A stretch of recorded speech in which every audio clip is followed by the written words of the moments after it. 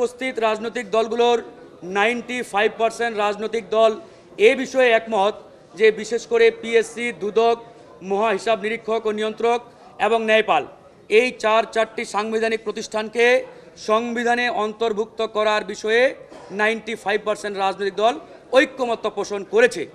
আমরা স্পষ্ট করে কমিশনকে বলেছি যে বিগত সময়ে দুদক ছিল একটা দন্তহীন বাঘ, মানে বাঘ নামে আছে কিন্তু যে বাঘের দাঁত নেই সেই বাঘকে দেখে যেমন মানুষ ভয় পায় না, ঠিক একইভাবে এরকম দন্তহীন বাঘ হিসাবে এই দুদক বিগত সময় ছিল। এই দুদক দিয়ে জনগণের আশা আকাঙ্ক্ষা বাস্তবায়ন হয় নাই, বরঞ্চ আমরা দেখেছি এই দুদক বিগত সময়ে সবচাইতে করাপ্টেড দুর্নীতিগ্রস্ত ব্যক্তিকেও সততার সার্টিফিকেট দিয়েছে। তো আগামীতে যাতে এরকম অবস্থান এই দুদক কন্টিনিউ না করতে পারে, এই জন্য দুদকের যে নিয়োগ প্রক্রিয়া অর্থাৎ যে নিয়োগ কমিটি, এই কমিটিকে অবশ্যই সংবিধানে অন্তর্ভুক্ত করতে হবে। এখন আমাদের প্রশ্ন, দু একটি দল যদি ভিন্নমত পোষণ করে বা ভিন্নমত দেয় আর তাদের সেই ভিন্নমত দেওয়ার কারণে জাতীয় ঐক্যমত্য কমিশন যদি সিদ্ধান্ত নিতে ব্যর্থ হয়, তাহলে আমরা বলবো এই কমিশন দিয়ে জাতির আশা আকাঙ্ক্ষার বাস্তবায়ন হবে না। আমাদের আরেকটি পয়েন্টে আজকে আলোচনা হয়েছে, আপনারা জানেন যে আমাদের কেয়ারটেকার সরকারের যে নির্বাচন পদ্ধতি, এই পদ্ধতি আমরা বিগত চার দিন আলোচনা করেছি, কিন্তু অত্যন্ত দুঃখের বিষয়, পরিতাপের বিষয়, এই কেয়ারটেকার পদ্ধতি নিয়ে বিএনপি এবং জামাতের পক্ষ থেকে বারংবার নিত্য নতুন প্রপোজাল কমিশনের বৈঠকে হাজির করা হয়েছে। এখান থেকে আমার কাছে মনে হচ্ছে যে বিএনপি আসলে চায় কিনা যে কেয়ারটেকার যে পদ্ধতি, এই পদ্ধতি একটা সলিড পয়েন্টে এই কমিশন সিদ্ধান্তে উপনীত হোক। একই সাথে জামাত আজকে আবার একটি নতুন প্রপোজাল কমিশনে হাজির করেছে। এজন্য আমি জামাতকে একই প্রশ্ন করেছি যে জামাত ইসলাম কি আসলে জাতীয় সনদ অতি দ্রুত হোক এটা চায় কিনা। যদি তারা চাইতো তাহলে প্রতিদিনের বৈঠকে নিত্য নতুন আলোচনা কিংবা এজেন্ডা হাজির করার মানেটা কি, মতলব কি, আই ডোন্ট নো, আমার দল জানে না।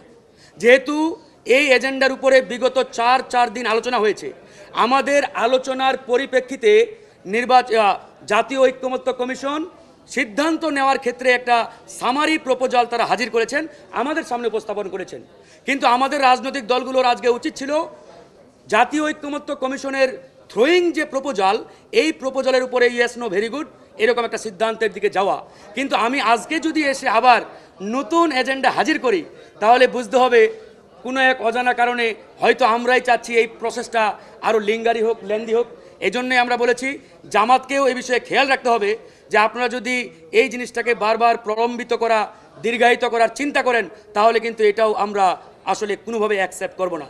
এই জন্য জামাতকে আহ্বান জানাবো, আপনারা বিগত সময়ে যে আপনাদের প্রস্তাবনা দিয়েছেন সেটাতে অনড় থাকেন। আমরা কেয়ারটেকার নিয়ে শেষ করব। কেয়ারটেকারের আজকে কমিশনের যে সর্বশেষ অবস্থান সেটি হচ্ছে একবারেই পরিষ্কার, 5 সদস্যের একটি যাচাই কমিটি হবে বা বাছাই কমিটি হবে। এই 5 সদস্যে কারা থাকবে তাহের ভাই অলরেডি বলেছেন। এই 5 সদস্যের মধ্যে প্রথমে তারা যদি ঐক্যমত্যে পৌঁছাতে পারে, আমরা বলেছি 4:1 এই ঐক্যমত্যে একমত হতে হবে। এই ঐক্যমত্যে একমত না হতে পারলে আমরা বলেছি র্যাঙ্ক চয়েসে যেতে হবে। র্যাঙ্ক চয়েস কীভাবে হবে, এর আগে আলোচনা হয়েছিল গোপন ভোটিংয়ের মাধ্যমে, কিন্তু আজকে হঠাৎ করে জামাত বলছে ভোট বেচা কিনা হতে পারে, তাই আমরা এটা ওপেন চাই। আমি বললাম ওপেনের কোনো প্রয়োজন নাই, কারণ যারা ওই কমিটিতে থাকবেন ওরা অন্তত পক্ষে ভোট কেনা বেচার মতো ব্যক্তি নন। যেহেতু তারা ভোট কেনা বেচার মতো ব্যক্তি নন, সুতরাং ওই এজেন্ডায় গিয়ে এই প্রসেসকে আমরা দীর্ঘায়িত করার পক্ষে নয়। তো আমরা চাই 5 সদস্যের এই তত্ত্বাবধায়ক সরকার যাচাই কমিটি বা বাছাই কমিটি, এটা হয়তো আগামীকাল সকালের বৈঠকে আমরা একমত হতে পারবো। ইতিমধ্যে নির্বাচন কমিশন জুলাইয়ের যে খসড়া, জুলাই সনদের, এটি আমাদের হাতে তারা হ্যান্ডওভার করেছেন। আমরা প্রাথমিক ওভারভিউয়ে যতটুকু পেয়েছি, এখানে বিস্তারিত তেমন কিছু নেই, শুধুমাত্র কোন ফরমেশনে তারা এই জুলাই সনদ গঠন করবেন বা তৈরি করবেন কাঠামোটা আমাদের দেওয়া হয়েছে। কাঠামোর ভিতরে তারা ব্ল্যাঙ্ক রেখেছে যে কোন কোন বিষয়ে একমত হয়েছি, দ্বিমত হয়েছি বা ভিন্নমত দিয়েছে, এগুলো তারা এখনও অ্যাড করে নেই। তারা আজকে আমাদের বলেছেন এটা প্রাথমিকভাবে একটা কাঠামোগত প্রপোজাল বা খসড়া আপনাদের দিয়েছি, এটা সেকেন্ড ধাপ এবং চূড়ান্ত ধাপ, আরও 2টো পর্যায়ে আপনাদের হাতে এটা আমরা হ্যান্ড ওভার করবো।